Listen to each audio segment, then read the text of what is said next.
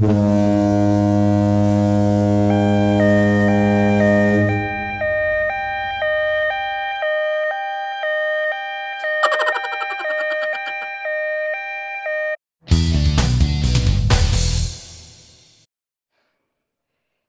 Thomas. Alors, avec son humour décapant, il va sûrement nous surprendre, et pour cause.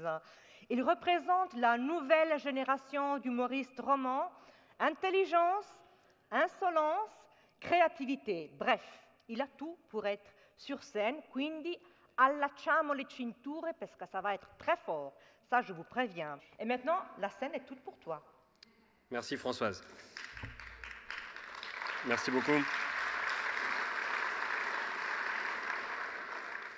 Quand on m'a dit Thomas, tu vas parler juste après un membre du Conseil fédéral, moi je suis roman, donc je me suis dit cool, ça va être facile d'avoir l'air cultivé, drôle et intelligent. Après on m'a dit non, ce ne sera pas Guy Parmelin. Je suis là, ah merde. Donc malheureusement, je dois parler après Madame Sommaruga qui a fait un très beau discours. D'ailleurs, elle a fait un discours sur la libération de la femme avec une chaîne autour du cou, donc bravo à elle, c'est pas facile à faire. Alors, vous l'avez entendu, ich werde auf Französisch sprechen, es gibt keine Übersetzung. Désolé. Ich entschuldige mich bei den Alemannischen. 10 Minuten lang müssen Sie bleiben sitzen und nicht verstehen, was passiert. Sie werden wissen, wie es ist, an einem Wahlsonntag ein Roman zu sein. Ce sera ma seule blague en allemand. Merci beaucoup. Non, malheureusement, je ne parle pas allemand et tout le monde aujourd'hui était polyglotte. Ils me font passer pour un con, ça fait plaisir. Je voudrais féliciter aussi la modération trilingue de Sandra et François. J'espère qu'elles sont bien payées parce qu'après une journée comme celle-ci, elles vont devoir se faire soigner pour une schizophrénie. Donc j'espère qu'elles ont été suffisamment rémunérées. Cette cérémonie, c'est une belle métaphore pour la Suisse aujourd'hui, parce que les 3/4, c'est pour les Suisses allemands, il y a quelques sucres pour les romans, il y a des miettes pour les Tessinois, puis les romanches, on s'en bat les couilles. Et maintenant, vous comprenez pourquoi il n'y a pas de traduction, parce qu'en haut, il serait là, die Romanchen, wir schlagen die Beller, enfin, il ne saurait pas le dire. Donc, D'ailleurs, Oli Kerli, tout à l'heure, a dit quelques mots en romanche, en haut, les traducteurs étaient là, on ne sait pas ce qui est en train de se passer. Voilà, moi je devais parler à 18h20, on a à peu près 10 minutes de retard, mais ça c'est parce que le planning a été élaboré sur Sopré. Voilà, ça arrive. Ah, ça a coûté des millions, les employés n'aiment pas, et l'ancien était mieux, mais assez parlé du PDG des CFF.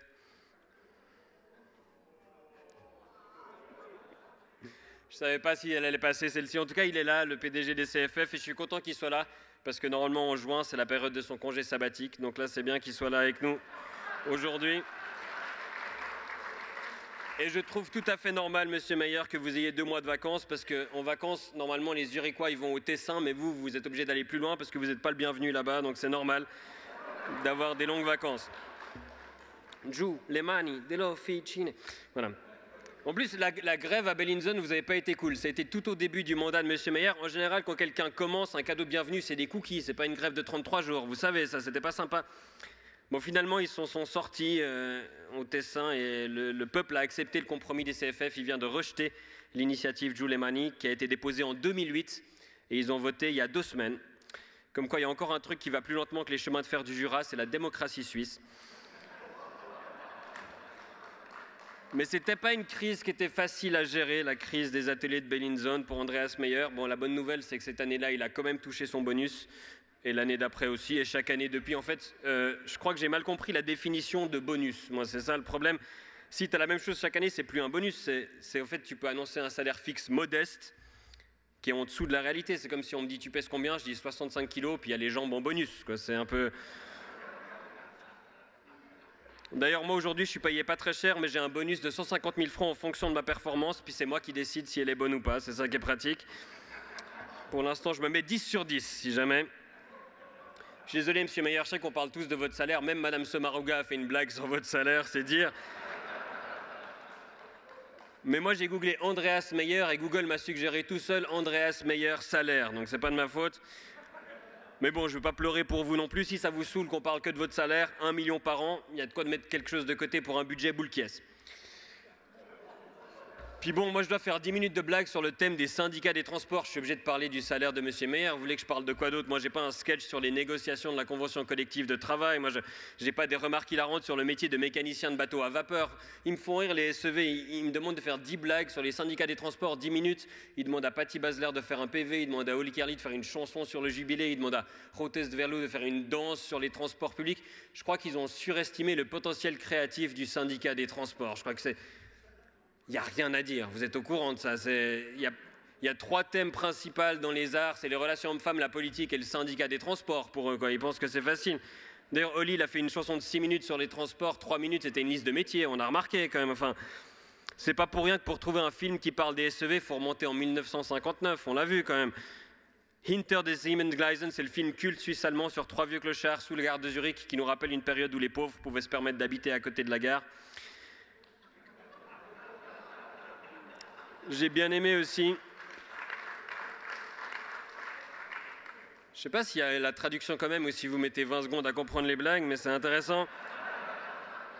On va dire que c'est la ponctualité des cheminots. En tout cas, j'ai bien aimé les films sur la locomotive et sur le bus où après ils les baptisent en balançant du champagne dessus. Ça se voit que c'est pas eux qui nettoient, hein, parce que le blanc c'est super salissant. J'ai cru que vous défendiez les métiers des gens qui salissent ça, mais non. J'ai bien aimé le message sur la locomotive en avant avec notre syndicat. J'espère que le jour où la locomotive fait une marche arrière, il n'y a personne qui filme, parce que ce serait rigolo. D'ailleurs, dans le journal des 100 ans, il y a un concours. Vous pouvez participer au concours photo des plus belles photos de la locomotive pour gagner de nombreux prix. Et le premier prix, c'est un modèle réduit de la locomotive des 100 ans. Ça veut dire que les autres prix sont moins bien que ça. Ah, ça vend du rêve, hein. Le slogan de la loterie, c'est tous les gagnants ont participé. Je crois que de ce concours-là, tous les participants ont gagné, hein. Je pense que... D'ailleurs, la loco spéciale, j'ai vu qu'elle n'était pas venue en Suisse romande et que ce n'était pas prévu. Alors après, on m'a dit oui, alors ce sera peut-être prévu, il y aura un arrêt à Saint-Maurice. C'est vrai que si tu viens une fois seulement en Suisse romande, il faut venir à Saint-Maurice. C'est le centre névralgique de la Suisse romande. Le véritable poumon de la région, vous avez bien choisi. Non mais il y a quand même une tournée de la locomotive, une tournée du bus expo, il y a un journal qui est édité à 50 000 exemplaires, il y a une brochure de 100 pages. Je me demande si vous n'avez pas un peu surestimé l'intérêt du grand public pour le centenaire des SEV. Je sais pas, en 2019 pour vous il y a 2 événements, quoi, la fête des vignerons et les 100 ans des SEV. Moi le 26 juin il y a le bus tour à Lausanne, j'ai réservé ma journée, hein. Moi je vais faire que ça, 11h, 18h30, j'aurai pas le temps de faire le tour je pense. Moi, j'ai parcouru quand même le journal des 100 ans. J'ai bien aimé l'article qui retrace l'attitude du SEV pendant la guerre, qui s'intitulait « Contre Hitler, mais pour le transit ». Bon. Bon, non, attendez, non, parce qu'on peut dire beaucoup de choses, on peut dire beaucoup de mal des nazis, mais ce n'étaient pas des ennemis du transport ferroviaire. Ça, il faut quand même leur laisser. Rendons à Adolphe ce qui est à Adolphe. Donc, votre syndicat est né en 1919 d'une idée de génie. Ils ont réalisé que le syndicat des chauffeurs de locomotive et le syndicat des freineurs de locomotive, ça faisait un peu doublon. Et là, j'aimerais vraiment féliciter Émile Duby et compagnie parce qu'il fallait quand même de sacrés visionnaires pour se rendre compte que les métiers de chauffeur de locomotive et freineur de locomotive avaient beaucoup de choses en commun, donc bravo à eux. Giorgio Tutti nous a parlé, il est aussi président du rail à l'ETF, et je le dis parce que si c'est pas rappelé toutes les 5 minutes, il fait une syncope. J'ai bien aimé quand il a dit que le dernier livre qu'il avait lu, c'était Peter Bixel, et comme par hasard, il est là. C'est comme un heureux hasard. Il n'y a pas de raison que ce soit seul à être lèche-cul. Moi, le dernier truc que j'ai lu, c'est le journal SEV. Voilà.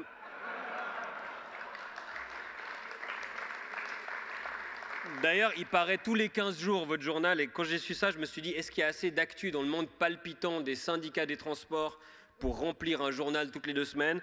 J'ai parcouru 1 ou 2 éditions, la réponse est non. Non, il n'y a pas assez. Désolé, votre journal, il s'appelle SEV. Déjà, au niveau du titre, vous caliez en termes de créativité, c'est dire. Moi, je les ai téléchargés, je suis assez content, parce que j'ai des problèmes d'insomnie, puis 2 pages du journal SEV, c'est plus efficace que 3 cachets somnifères, donc c'était plutôt efficace. D'ailleurs, il paraît qu'à une époque, dans le journal SEV, il y avait une rubrique « Petites annonces pour trouver l'amour ». Et si tu te dis, tiens, pour trouver l'amour, l'endroit idéal, c'est le journal SEV, je comprends mieux pourquoi tu es célibataire. Mais il y a beaucoup de bonnes prestations aussi côté membre des SEV. Par exemple, ils vendent des chèques RECA, ce qui est idéal pour les gens qui voudraient partir en vacances, par exemple, dans les années 70. Ou alors, il y a une liste exhaustive de 7 entreprises partenaires, dont 3 sont seulement actives en Suisse allemande. Donc ça, c'est aussi très, très utile. Mais c'est aussi important, la SEV défend les emplois. Et je sais que j'ai un ami qui travaille au CFF et récemment je l'ai vu et je lui ai dit « Ah mais t'as perdu beaucoup de poids, qu'est-ce que t'as fait Du crossfit, Wii Fit ?» Il m'a dit « Non, non, Rai Fit, je suis au chômage, j'ai plus rien à manger. »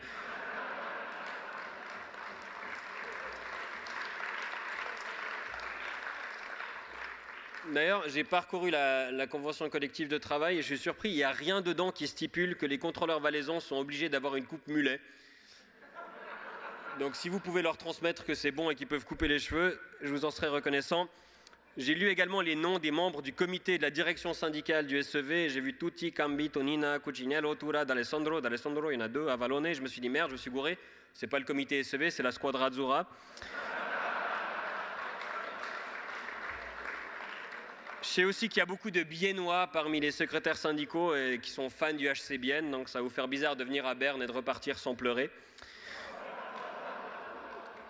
On m'a dit aussi qu'il y avait un peu une dominance CFF, et donc parfois dans les événements SEV, les autres métiers comme ceux qui bossent dans les bateaux, les bus, les remontées mécaniques ou les aéroports, ils se sentent ignorés. Puis on m'a dit c'est bien si vous arrivez à en parler un peu. Et moi j'étais là, donc vous, dont c'est le métier, vous ne trouvez rien à leur dire, et moi qui suis là pour 10 minutes, c'est à moi d'avoir des éclairs de génie. Bien essayé. Bon, j'ai vu qu'il y avait quand même des soupçons de fraude à l'aéroport de Genève. Puis moi, quand j'ai lu fraude à l'aéroport de Genève, j'étais ah ben oui, les bouteilles d'eau à 8 balles et puis les sandwichs à 12 francs. On était au courant.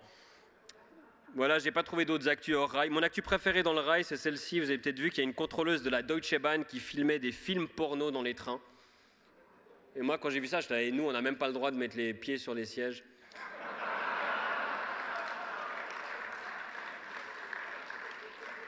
D'ailleurs, moi, je vais faire le buzz aussi. J'ai prévu d'uploader une vidéo de moi sur YouPorn. Ce sera moi en train de prendre un billet hors de prix sur l'application CFF. Et je vais l'intituler « Young man gets fucked by entire train company ». Je pense que ça va bien marcher. D'ailleurs, vous savez qu'il y a un jeu caché dans l'application CFF. Il y a un jeu caché, ça a fait le buzz il y a quelques semaines. Il y a un petit jeu qui est caché. Moi, j'ai un autre jeu pour les CFF qui est un peu plus dur. Essayer de commander un train bombardier qui arrive à temps et sans défaut.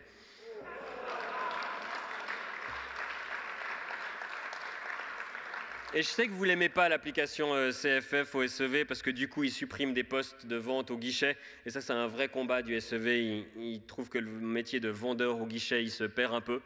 Ben oui, le métier de chauffeur de calèche et de réparateur de machines à écrire aussi. Hein, c'est un peu...